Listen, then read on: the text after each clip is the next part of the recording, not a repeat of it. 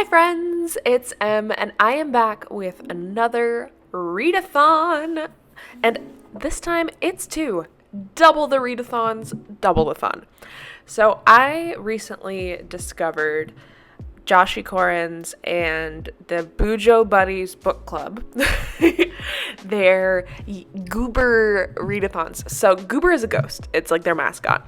And so there's two readathons that I'm going to be making spreads for this video. We have the Year of Goober, which is 2 prompts per month for an entire year. And then there is the Goober Readathon, and I am very excited about both of these. So for Year of Goober, I discovered this in April, but luckily the prompts are general enough that I was able to fit in all of them, which I'm just like, whoa. So we're gonna go through quickly what I did for my first 8 prompts for Year of Goober, and then we're gonna talk a little bit about the prompts that are coming up and, maybe my plans for May. So first for January is your favorite author. They also have a Storygraph challenge for these, and that's what I'm using primarily, but the whole point of the Year of Goober is to create a floral bouquet. So each prompt has a flower associated with it as well as the meaning of that flower.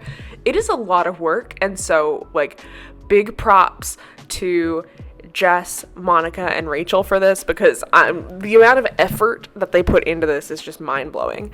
So January, first prompt is your favorite author. So I picked Set the Record Straight by Hannah Bonham Young because she's one of my favorite authors.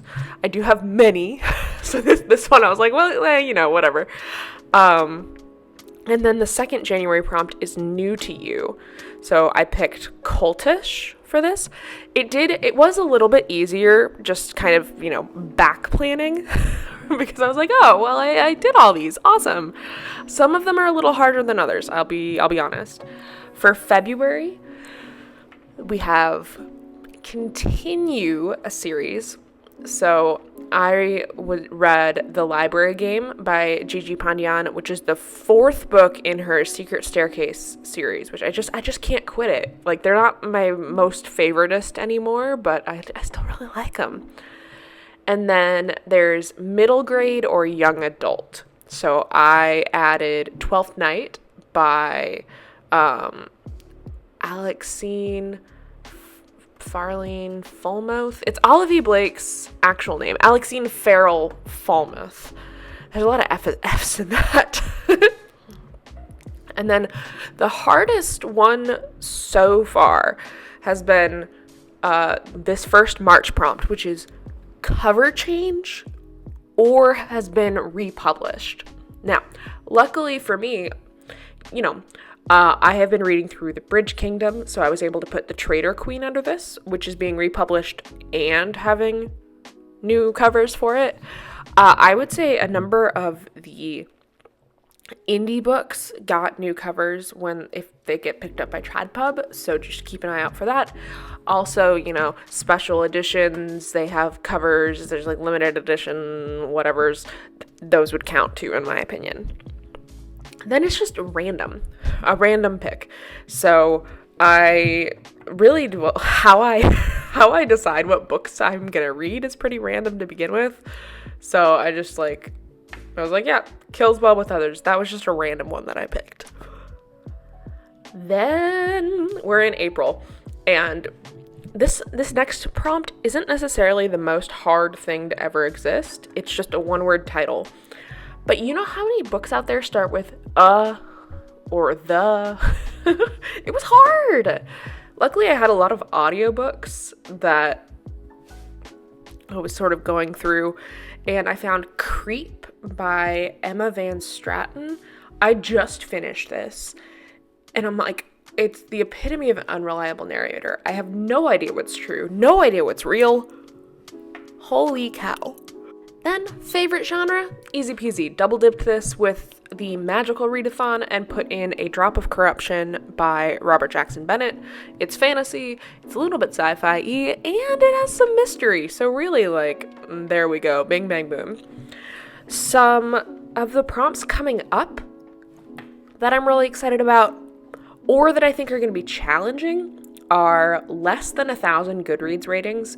This either means that that book needs to have just come out, or not be incredibly popular, or incredibly unpopular.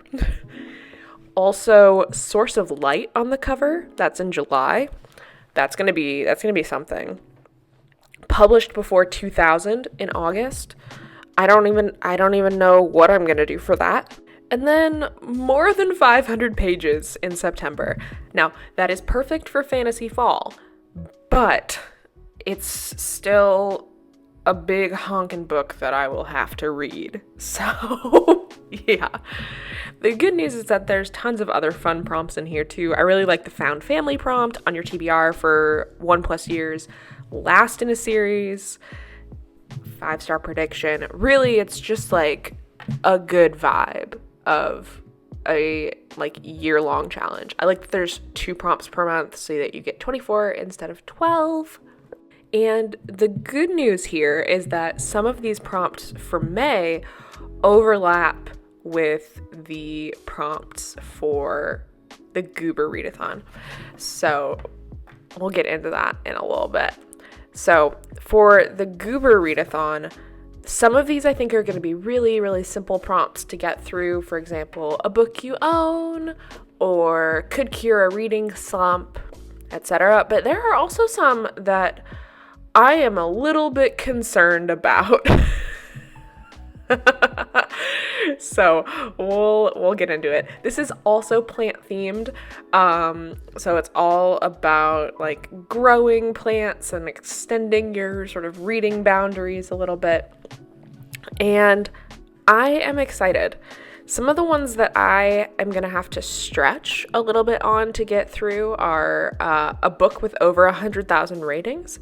I had to go through and see if there was anything that I actually wanted to read that had that, or that I hadn't already read. I'm going to be reading The Perfect Couple because that will go in with the Bookopoly prompt of read a book with an adaptation and then watch the adaptation. So I'm ready for that. They have the 5-star prediction, which I think is going to overlap immediately with could cure a reading slump, because if it's 5 stars, I feel like it could cure a reading slump.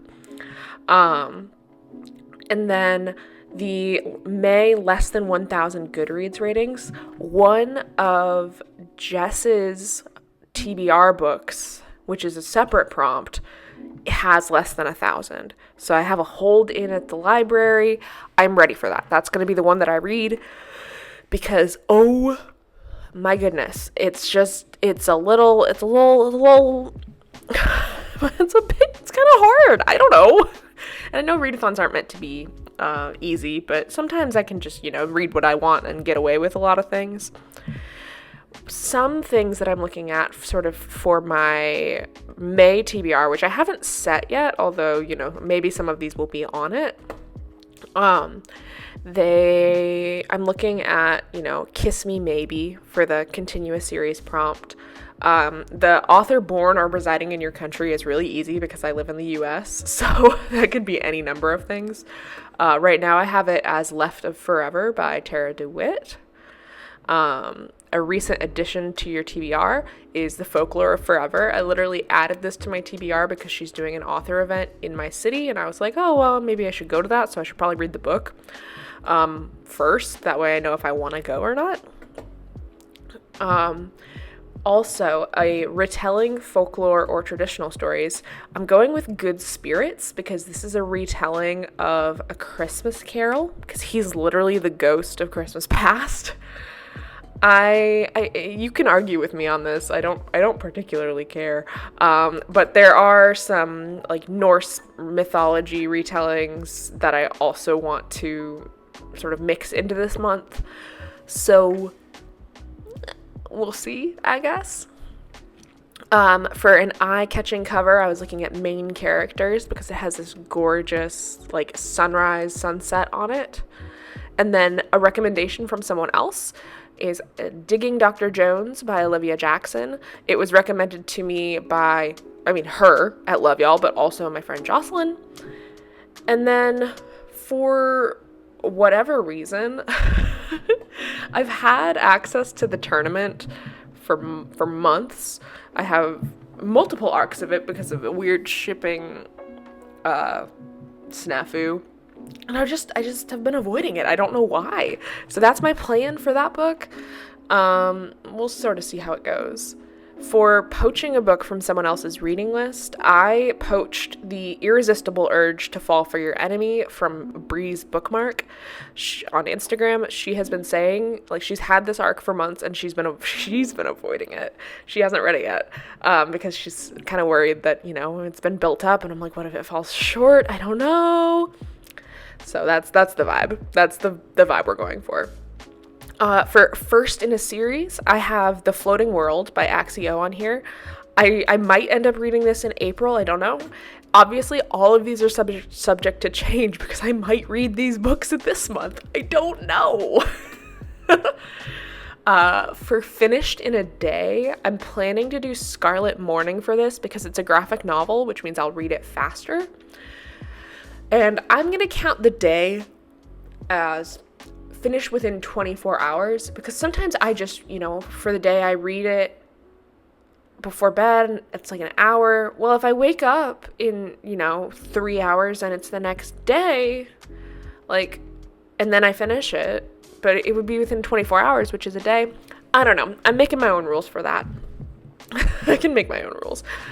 For 300 pages or less, I'm looking at Kill Your Darlings by Peter Swanson. I have an up and down relationship with Peter Swanson in that I'm, like, not entirely sure if I like his books or not, but I'm giving him another chance. I'm optimistic. For a genre blend book, I do have, there's a number of fantasy mysteries going around or, like, cozy fantasy romances.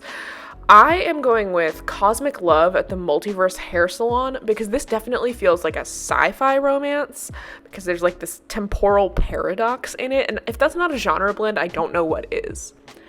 And then for a book set in or around water, I'm currently planning on One Golden Summer by Carly Fortune because the cover is literally covered in water.